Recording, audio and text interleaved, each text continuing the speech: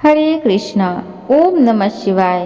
प्रिय भक्तजनों, मैं पुष्पा आप सबका स्वागत करती हूँ आपका अपने YouTube चैनल पुष्पा शर्मा हिंदी कहानियाँ में।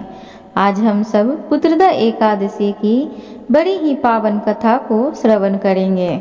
उससे पहले आप सब विष्णु भगवान और पक्षी राज गरुड़ की एक छोटी सी और रोचक कथा को जरूर श्रवण करें। तो चलिए हरि के चरणों का ध्यान करते हुए कथा में आगे बढ़ते हैं। ऋषि कश्यप की कई पत्नियां थीं, जिनमें से 2 वनिता और कद्रु थीं। ये दोनों आपस में बहनें थीं, जो एक दूसरे से ईर्ष्या रखती थीं। दोनों के पुत्र नहीं थे, तो पति कश्यप ने दोनों को पुत्र के लिए एक वरदान दे दिया। वनिता ने 2 बलशाली पुत्र मांगे, जबकि कद्रु ने 1000 सर्प पुत्र रूप में मांगे, जो कि अंडे के रूप में जन्म लेने वाले थे। सर्प होने के कारण कद्रु के 1000 बेटे अंडे से उत्पन्न हुए और अपनी माँ के कहे अनुसार काम करने लगे। दोनों बहनों में शर्त लग गई थी कि जिसके पुत्र बलशाली होंगे, हारने वालों को उसकी दासता स्वीकार करनी होगी। इधर सर्प ने जो जन्म ले लिया था, लेकिन वनिता के अंडों में से अभी कोई पुत्र नहीं निकला था। इसी जल्दबाजी में वनिता ने एक अंडे को पकने से पहले ही फोड़ दिया। अंडे से अर्ध विकसित बच्चा निकला, जिसका ऊपर का शरीर तो इंसानों जैसा था, लेकिन नीचे का शरीर अर्धपक्व था। इसका नाम अरुण था। अरुण ने अपनी माँ से कहा कि पिता के कहने के बाद भी आपने धैर्य खो दिया और मेरे शरीर का विस्तार नहीं होने दिया, इसलिए मैं आपको श्राप देता हूँ कि आपको अपना जीवन एक सेवक के तौर पर बिताना होगा। अगर दूसरे अंडे में से निकला उनका पुत्र उन्हें इस श्राप से मुक्त न करवा सका, तो वह आजीवन दासी बनकर रहेंगी। भय से वीनता ने दूसरा अंडा नहीं फोड़ा और पुत्र के श्राप देने के कारण शर्त हार गई और अपनी छोटी बहन की दासी बनकर रहने लगी। बहुत लंबे काल के बाद दूसरा अंडा फूटा और उनमें से एक विशालकाय गरुड़ निकला, जिसका मुख पक्षी की तरह और बाकी शरीर इंसानों की तरह था। हालांकि उनकी पसलियों से जुड़े उनके विशालकाय पंख भी थे। जब गरुड़ को यह पता चला कि उनकी माता तो उनकी ही बहन की दासी हैं और क्यों है यह भी पता चला, तो उन्होंने अपनी मौसी और सांपों से इस दास्ता से मुक्त होने के लिए उन्होंने शर्त पूछी। सर्पों ने वीनता की दास्ता की मुक्ति के लिए अमृत मंथन से निकला अमृत मांगा। अमृत लेने के लिए गरुड़ स्वर्गलोक की तरफ तुरंत निकल पड़े। देवताओं ने अमृत की सुरक्षा के लिए 3 चरणों की सुरक्षा कर रखी थी। पहले चरण में आग की बड़े बड़े पर्दे बिछा रखे थे। दूसरे में घातक हथियारों की आपस में घर्षण करती दीवार थी और अंत में 2 विषैले सांपों का पहरा था। वहां तक भी पहुंचने से पहले देवताओं से मुकाबला करना था। गरुड़ सबसे भिड़ गए और देवताओं को एक पल में ही बिखेर कर रख दिया। तब गरुड़ ने कई नदियों का जल अपने मुख में लेकर पहले चरण की आग को बुझा दिया। अगले पथ में गरुड़ ने अपना रूप इतना छोटा कर लिया कि कोई भी हथियार उनका कुछ न बिगाड़ सका और सांपों को अपने दोनों पंजों में पकड़कर उन्होंने अपने मुख से अमृत कलश उठा लिया और धरती की ओर चल पड़े। लेकिन तभी रास्ते में भगवान विष्णु प्रकट हुए और गरुड़ के मुख में अमृत कलश होने के बाद भी उसके प्रति मन में लालच न होने से खुश होकर गरुड़ को वरदान दिया कि वो आजीवन अमर हो जाएंगे। तब गरुड़ ने भी भगवान विष्णु को एक वरदान मांगने के लिए बोला, तो भगवान ने उन्हें अपनी सवारी बनने का वरदान मांगा।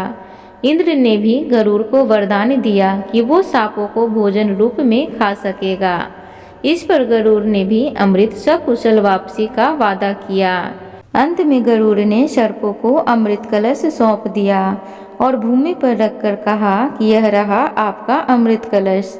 मैंने यहाँ इसे लाने का अपना वादा पूरा किया और अब यह आपके सुपुर्द हुआ, लेकिन इसे पीने के बजाय आप सभी इससे स्नान करें तो ज़्यादा अच्छा होगा।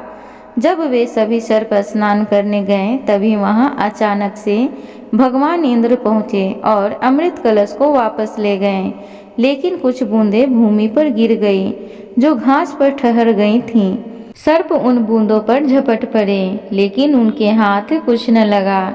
इस तरह गरुड़ की शर्त भी पूरी हो गई और सर्पों को अमृत भी नहीं मिला।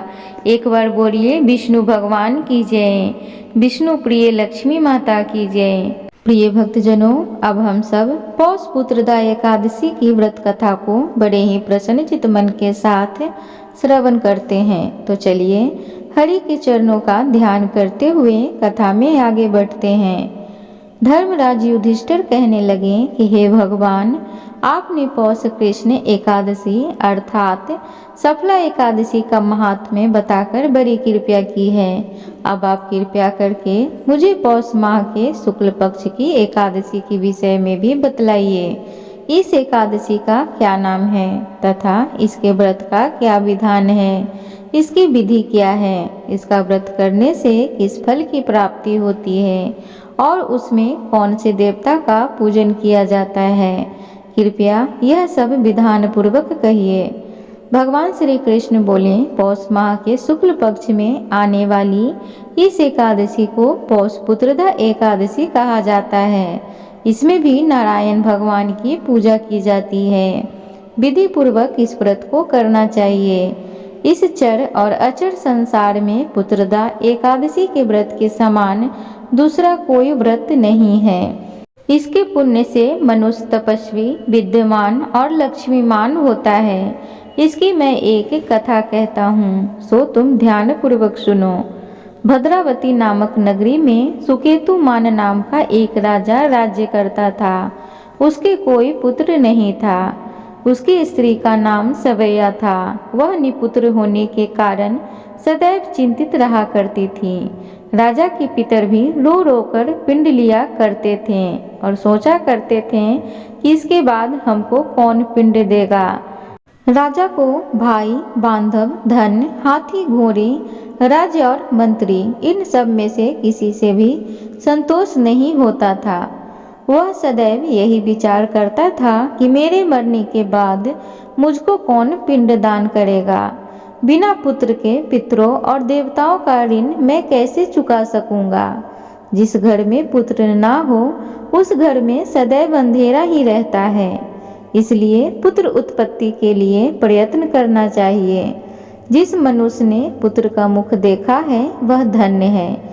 उसको इस लोक में यश और परलोक में शांति मिलती है, अर्थात उनके दोनों लोक सुधर जाते हैं।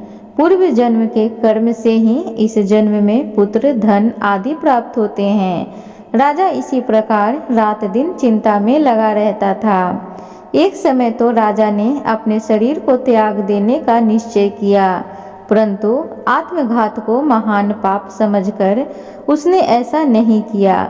एक दिन राजा ऐसे ही विचार करता हुआ अपने घोड़े पर चढ़कर वन में चला गया तथा पक्षियों और वृक्षों को देखने लगा। उसने देखा कि वन में मृग, बाघ, सुअर, सिंह, बंदर, सर्प आदि सब भ्रमण कर रहे हैं। हाथी अपने बच्चों और हाथनियों के बीच में घूम रहा है। इस वन में कहीं तो गीदड़ अपने कर्कश स्वर में बोल रहे हैं, कहीं उल्लू ध्वनि कर रहे हैं। वन के दृश्यों को देखकर राजा सोच विचार में लग गया। इसी प्रकार आधा दिन बीत गया। वह सोचने लगा कि मैंने कई यज्ञ किए, ब्राह्मणों को स्वादिष्ट भोजन से तृप्त किया, फिर भी मुझको दुख प्राप्त हुआ। क्यों? राजा प्यास के मारे अत्यंत दुखी हो गया और पानी की तलाश में इधर उधर फिरने लगा। थोड़ी दूरी पर राजा ने एक सरोवर देखा।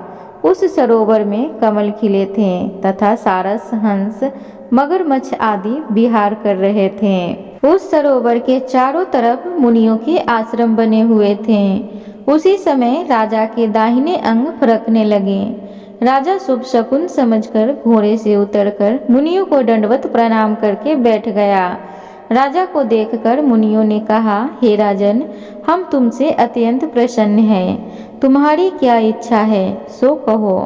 राजा ने पूछा, महाराज आप कौन हैं और किस लिए यहाँ आए हैं? कृपया करके बताइए। मुनि कहने लगे कि हे राजन, आज संतान देने वाली पुत्रदा एकादशी है। हम लोग विश्वदेव हैं और इस सरोवर में स्नान करने के लिए आए हैं। यह सुनकर राजा कहने लगा कि महाराज, मेरे भी कोई संतान नहीं है। यदि आप मुझ पर प्रसन्न हैं तो एक पुत्र का वरदान दीजिए। मुनि बोले, हे राजन, आज पुत्रदा एकादशी है, आप अवश्य ही इसका व्रत करें। भगवान की कृपा से अवश्य ही आपके घर में पुत्र होगा। मुनि के वचनों को सुनकर राजा ने उसी दिन एकादशी का व्रत किया और द्वादशी को उसका पालन किया। इसके पश्चात मुनियों को प्रणाम करके महल में वापस आ गया। कुछ समय बीतने के बाद रानी ने गर्भ धारण किया और 9 महीने के पश्चात उनके एक पुत्र हुआ। वह राजकुमार अत्यंत शूरवीर, यशस्वी और प्रजापालक हुआ। श्री कृष्ण बोले, हे राजन, पुत्र की प्राप्ति के लिए पुत्रदा एकादशी का व्रत करना चाहिए। जो मनुष्य इस महात्म्य को पढ़ता या सुनता है या हुंकार भरता है, उसे अंत में स्वर्ग की प्राप्ति होती है। एक बार बोलिए, श्री कृष्ण भगवान की जय, राधा रानी की जय। प्रिय भक्तगणों, उम्मीद करूंगी आज की कथा आप सबको अच्छी लगी हो, तो कृपया इस छोटे से चैनल को जरूर सब्सक्राइब करें और लाइक करें। कमेंट बॉक्स में जय श्री कृष्ण जरूर लिखें। धन्यवाद।